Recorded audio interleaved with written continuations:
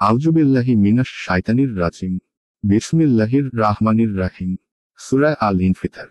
আয়াত 10 অবশ্যই রয়েছে তোমাদের উপর সংরক্ষকগণ। আয়াতের তাফসীর। অবশ্যই তোমাদের উপর নিযুক্ত আছে সংরক্ষকগণ।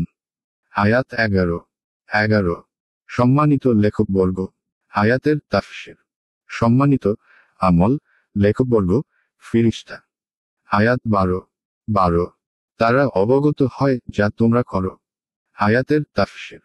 তারা জানে যা তোমরা করে থাকো। 1 অর্থাৎ তোমরা তো প্রতিদান ও শাস্তিকে অস্বীকার করো। কিন্তু তোমাদের জেনে রাখা উচিত যে তোমাদের প্রতিটি কথা ও কর্মকে লিপিবদ্ধ করা হচ্ছে।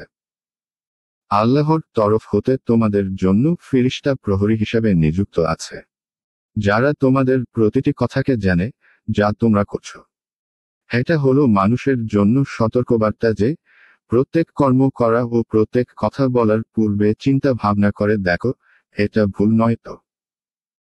আর এটি হলো সেই কথা যা পূর্বে উল্লেখ হয়েছে, অর্থাৎ এক ফিরিস্তা মানুষের ডাইনে ও অন্য এক ফিরিস্তা তার বামে বসে আছে।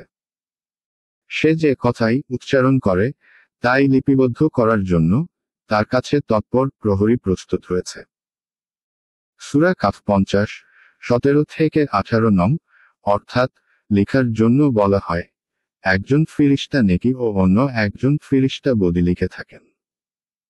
আর হাদিস ও আশার দ্বারা বোঝা যায় যে দিনে তার জন্য 2 ফিরিস্তা এবং রাত্রে 2 ফিরিস্তা পৃথক পৃথক নির্দিষ্ট থাকেন।